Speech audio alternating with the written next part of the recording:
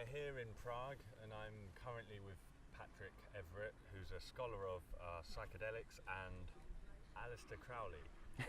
Can you give a brief background on your area of interest? Okay, so I'm a scholar of, I suppose you would say, psychedelics and esotericism, and also philosophy.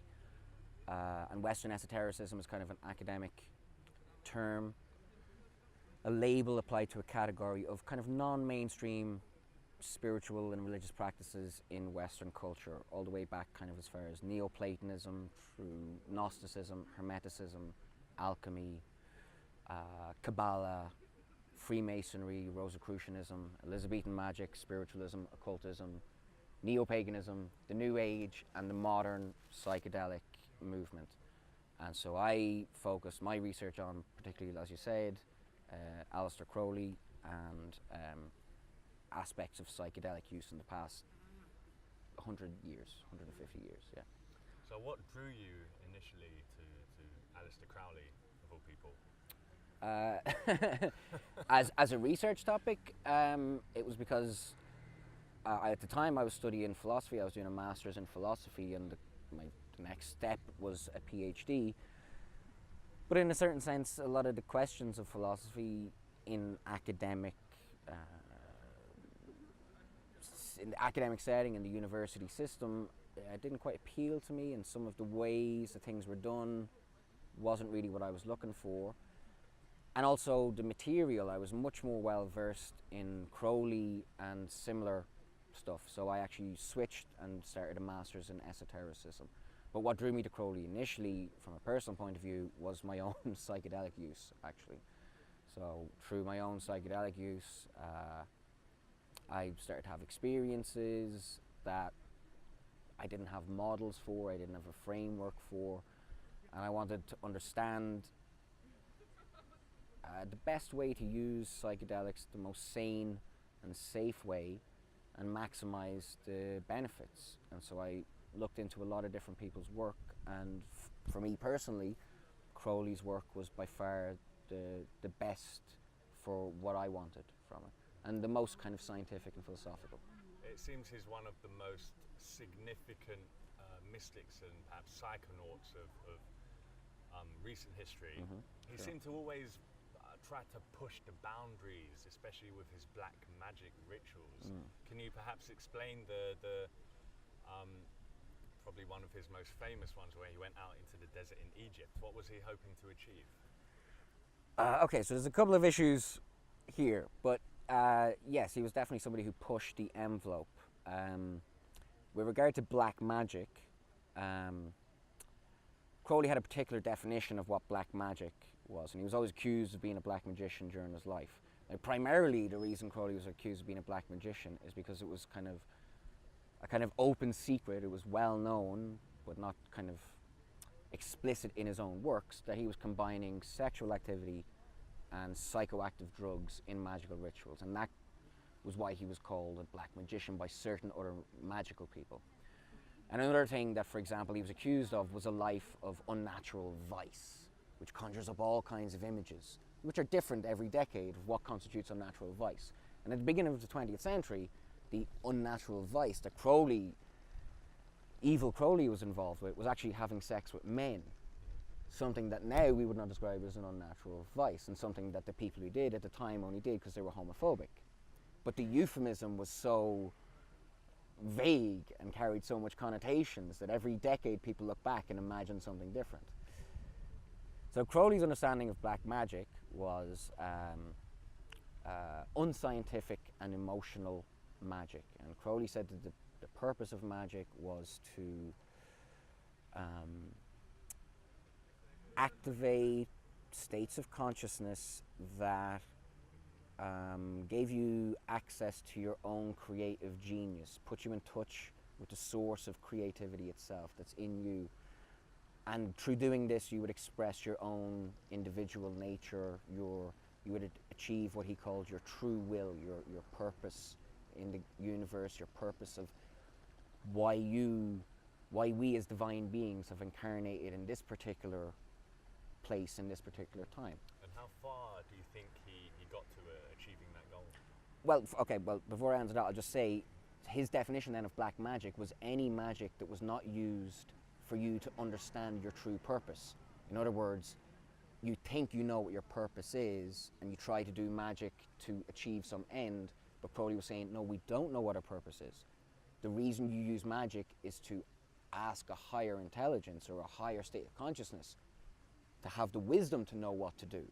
And black magic, therefore, was not doing that, was foolishly thinking you knew what you wanted to do with magic, if you understand what I mean. And so black magic, in Crowley's sense, he said he's not a black magician, and he finds it hard to believe that anyone would be so insane as to be a black magician. The purpose of magic is to attain the wisdom to know what to do. So how far do I think he got? Well, I mean, that's my personal judgment, really is irrelevant. It's just my opinion, right? But from Crowley's point of view, he said what he did was he left behind a body of work, descriptions of techniques, his diaries, which say, I did this meditation for this amount of time, using this breathing technique, in this place, and I achieved these results. And so he said what he did was leave behind a kind of experimental record. And what he said was he wanted his work to be assessed on whether this record and the value of his work stood on its own, irrespective of his own claims about it. And so really, how far did he attain or what did he attain, that's for each person to decide for themselves. But if you want to decide in the way that Crowley felt it should be decided, it's with respect to the things that he did and the body of work that he left behind, rather than just making a judgment about, oh, I heard this about him or whatever. His biography kind of was not what he thought was important. It seems he was pretty inspired by the Kabbalah as a Sure. source for mystical approaches and insights. So Crowley was a member of a secret magical order called the Hermetic Order of the Golden Dawn, which today is kind of the most famous Victorian secret society that taught magic. But at the time, it was a full secret. Even its existence was a secret. And one of the things they did was they framed their whole magical system and their whole initiatory set of initiation ceremonies in terms of the Tree of Life from Kabbalah.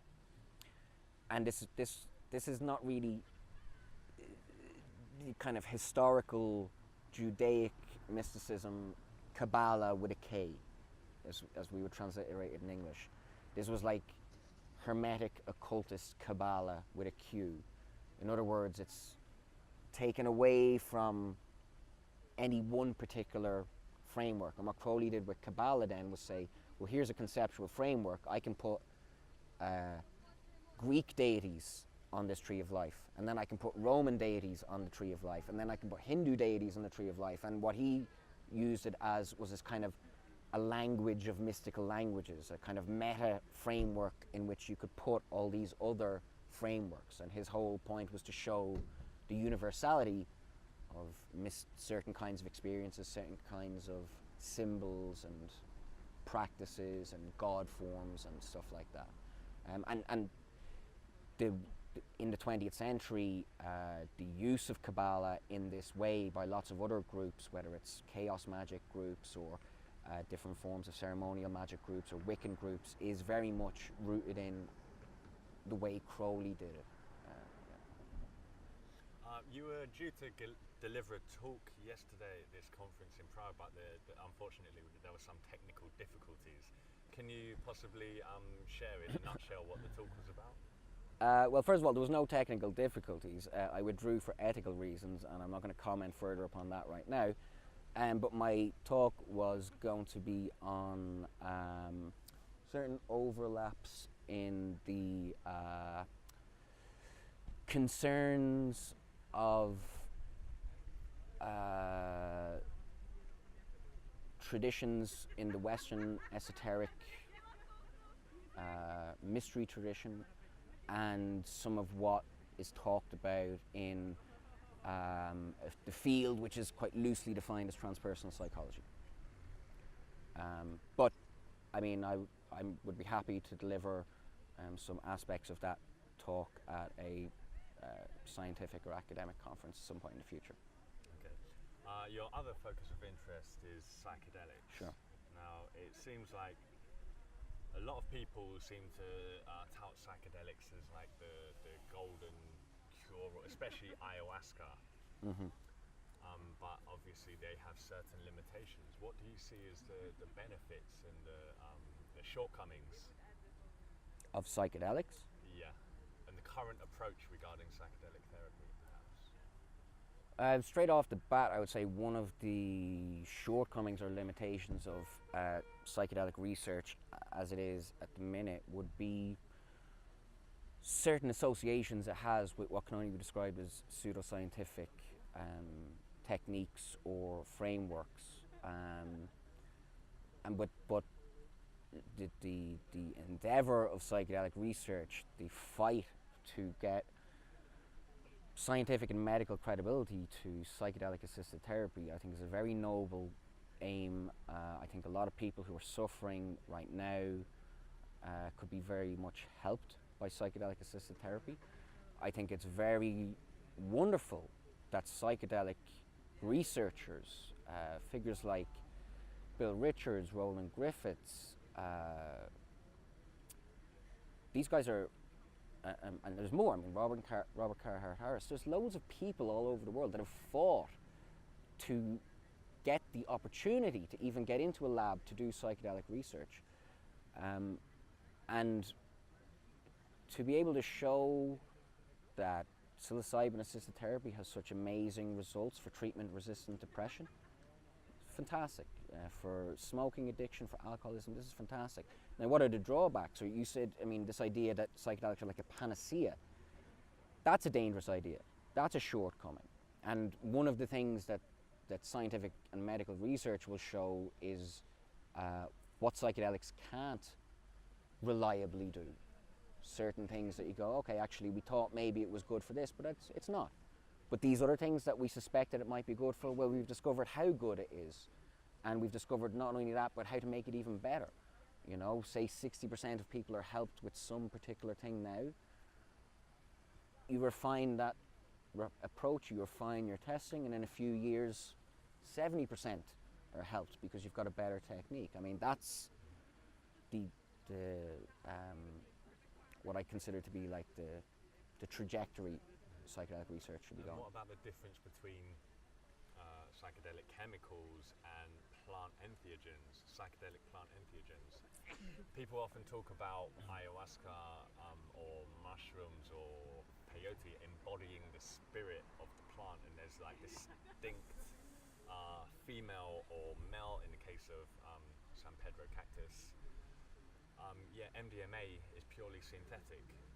Mm-hmm. Do you think this is something that should be taken into consideration? I mean, it might be considered unscientific.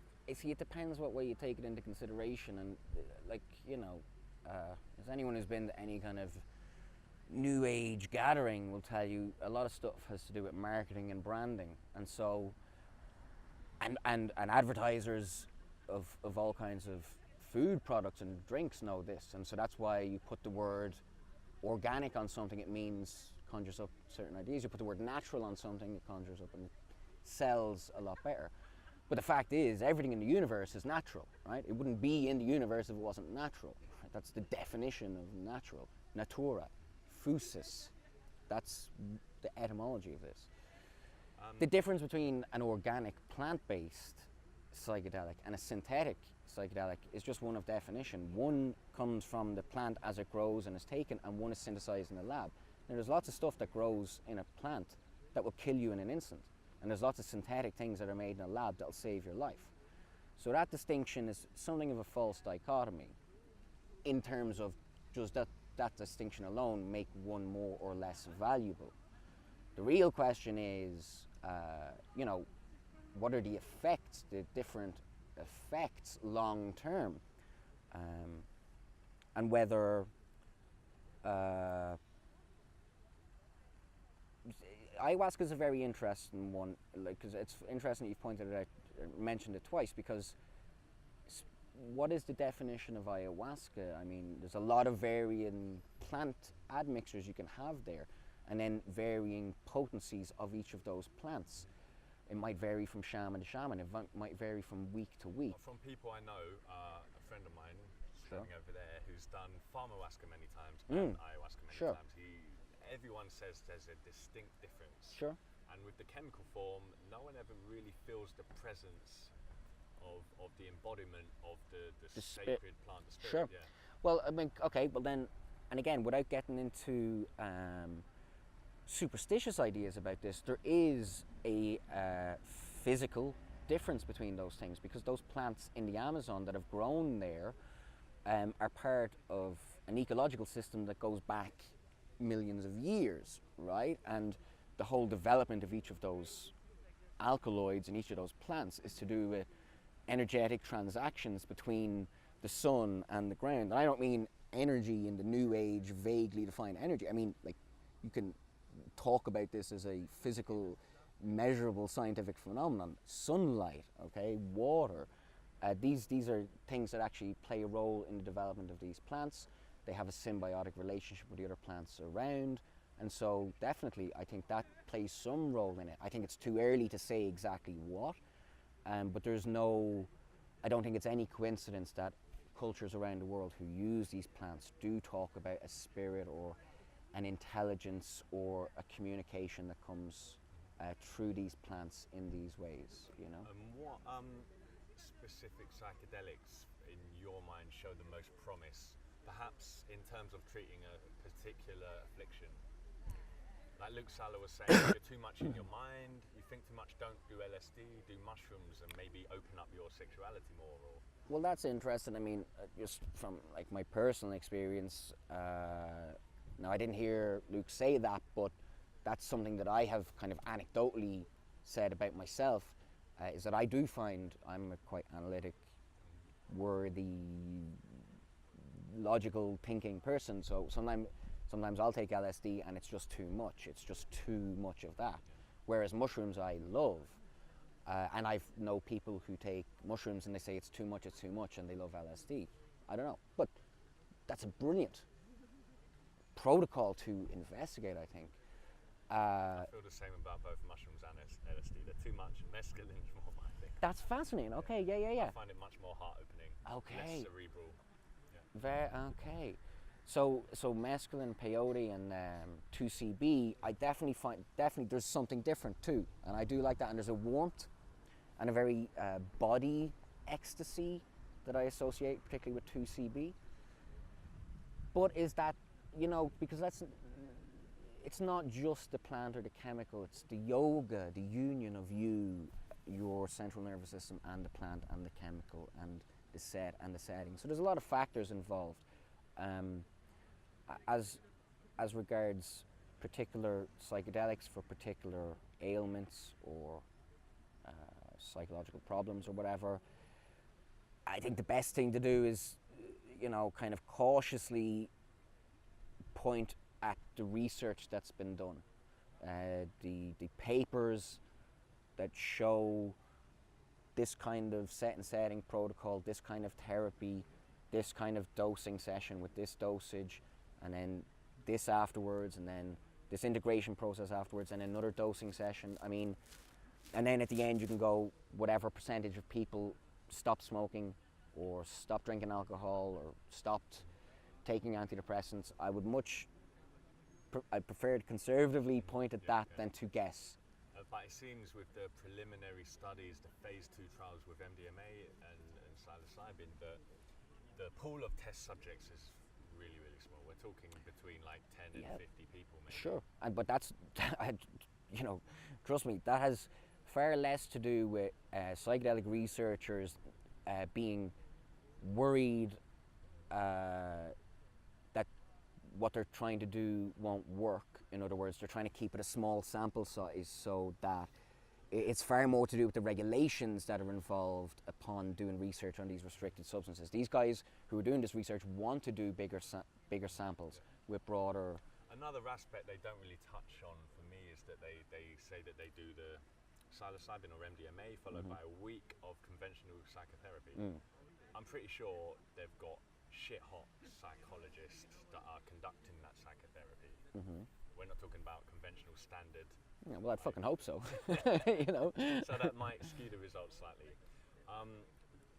That's it for my questions. Okay. But we have Jack with us who might like to ask you about peyote. Oh. Perhaps Aleister Crowley's choice of. What's your relationship with peyote been so far? Mine Yes. was primarily a long distance relationship where I just read a lot about it, papers, books, because I wanted to find out about Crowley's relationship with peyote. I knew it was the only classical psychedelic he had done, but he didn't write very much about it. I have, since finishing my research paper, like my master's on it, I have taken peyote in a ceremony. And I loved it. I thought Excellent. What key finding did you highlight in your manuscript? That basically peyote was a key influence in the development of Crowley's magical system and Sure. in his religious movement known as Thelema. That Crowley didn't make this explicit in his own work for, I've speculated about a couple of reasons why this may be. Also that he introduced the ceremonial use of peyote to possibly around 100 people at the start of the 20th century. Yeah. And this was at a time when most people didn't even know of the existence of these kinds of plants. Of course. And so Even today. even today, right? But this is really when nobody knew. Yeah, you yeah, know? absolutely. And I think it's interesting that certain people like Timothy Leary, Robert Anton Wilson were influenced by Crowley, and Aldous Huxley even met Aleister Crowley in 1930 in Berlin. And, So do you think that we wouldn't know Crowley for who it was if he never encountered peyote in the first place? I suppose, in a certain sense, that might be one way of interpreting my argument. But there were other factors. I think what I was saying was, when you look at Crowley's life's work, there's a lot of things that, like his use of yoga, his use of ceremonial magic, Kabbalah, like you pointed out, they're all seen as essential parts of his life and his life's work. All I was kind of doing with my thesis was saying, here's another kind of unrecognized or underappreciated thing that's as important as sex magic or any of these other things that he Sure. And there's an element within peyote and mescaline that definitely I tell you what, inspires. if you want to know my personal opinion, yes, Yes. I actually believe that the psychedelic transformation that his use of peyote occasioned was key in his Upbringing, his occult career, as it were. Absolutely, yeah. But that, again, that's my opinion, and I've given my argument as to why that is. If people agree or disagree, that's their. Oh, it's always important to just stoke the fire as much as possible with especially with cacti, which don't really burn much. At least. True, but the fire plays a very important role in the ceremony. 100%. Absolutely, 100%. yeah. Well, that's all for me. Well, thank you very much. Thank you very much.